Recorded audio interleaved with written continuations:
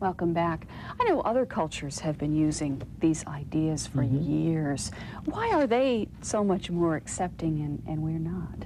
Well, we actually used to be. Up until the late 1800s, the United States was the leader in homeopathic medicine and naturopathic medicine. It's just with the advent then of antibiotics and drugs, I think our culture is always looking for, because we are so successful, the United States is the leader in everything, we're always looking for the quick fix, the magic bullet to do it. So when antibiotics and drugs came along, we jumped on it. Understandably, we wanted something that really worked. It's just that now the same energy that discovered the drug industry and surgery and created the best healthcare system in the world is realizing that we need to get a little more general instead of so specialized and look more at the whole person. And also with communication, and it was President Nixon's trip to China that first introduced acupuncture to the United States. We're seeing more of an acceptance of acupuncture. And of course, Eastern medicine is the epitome of the holistic approach.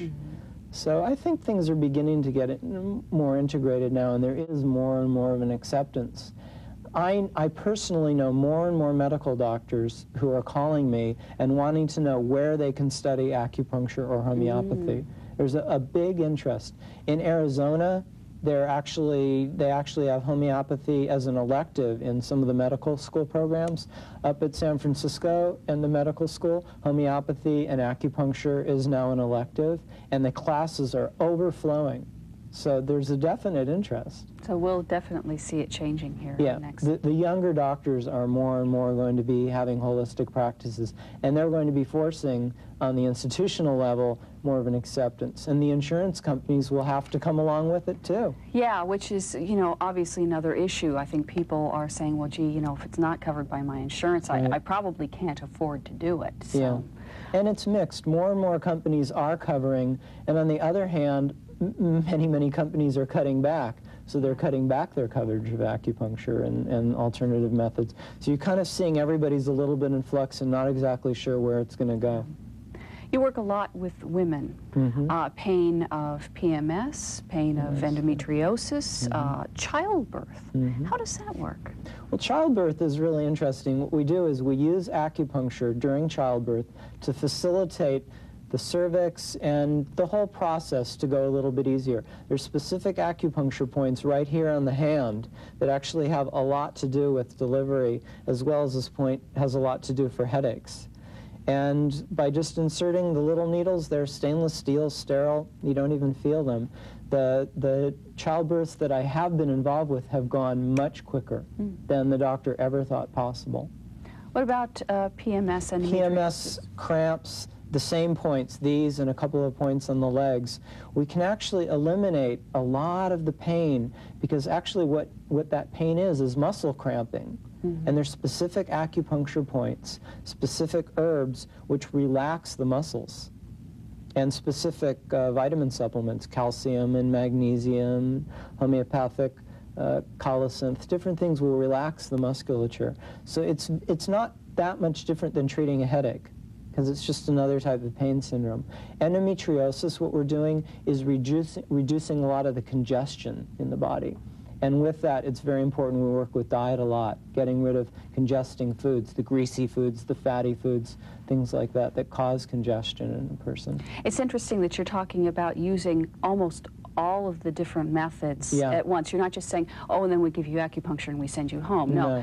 You're getting acupuncture, and then you're getting some herbal treatments, probably some homeopathic treatments, changing your diet, your exercise. It's all combined. It all works together. And as well, we might do some traditional medical approaches all at the same time. There's no conflict between any of it. I kind of analyze the person and work with them as a team approach to figure out how much of the traditional medical approach, how much of the diet, how much of the herbs, and we kind of work out an individual program for each person. Interesting. Good. We need to take another break. Stay with us. Okay.